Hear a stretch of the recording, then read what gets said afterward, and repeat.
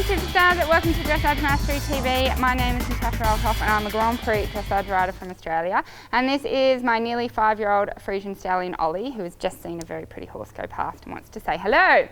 So today I've got a really cool video for you, because I think this is what most people would love to know, understand and be able to do when it comes to dressage, and that's how do you get your horse on the bit. I remember when I was really young, we all knew our horses had to have that neck arch. That's all we wanted to do. And me and my friend, for the life of us, could not understand how to do it.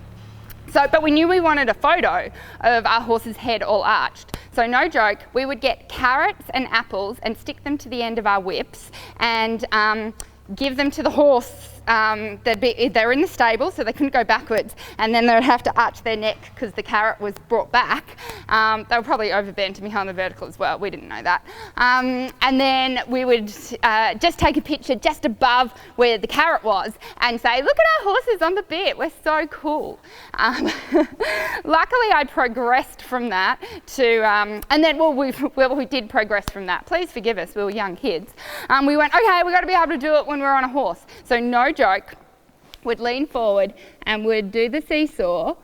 Oh, Ollie, he's so confused. Until the horse would put his head on the bit. And we felt if we kept our hands down here and kept seesawing down here, the horse would go on the bit. We're very clever. Of course, we could only do it in halt, but that didn't matter. And that's probably where I think the biggest problem riders look at when they're riding dressage is they worry too much about how it looks and they don't have a thought or a thinking about how it feels. To me, when I ride my horses at home and in competition and in training, I work on how it feels, then check that it looks how it's meant to look. Because if it looks fine but the feeling is bad, it's never going to be sustainable and it's never going to get you to the top of the sport. So let's talk about the 3 must-dos you have to do to get your horse on the bit. So before you even start getting your horse on the bit, you have to get your horse forward. And don't start off and walk. I know a lot of people find the walk easier, but the walk has no moment of suspension, it has no forward spring, and it's really hard to do anything. So what you're going to do is get your horse forward, and you're not going to care where he puts his head. So I don't care where he puts his head, he just puts it down because he's at the end of his session. He goes, I'm tired, Mum. But if your horse puts its head up in the sky, no worries, I don't care. Yeah, thank you, put your head up in the sky.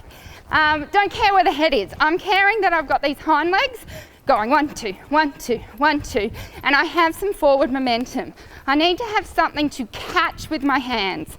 If I don't have something forward, I'm not going to be able to shape the horse underneath me.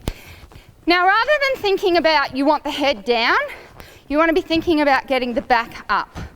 So while you're riding the horse forward, go, okay, well if I was to use my outside rein, if I was to use my inside rein, does that change how the back operates? And if it does, then that's a good thing.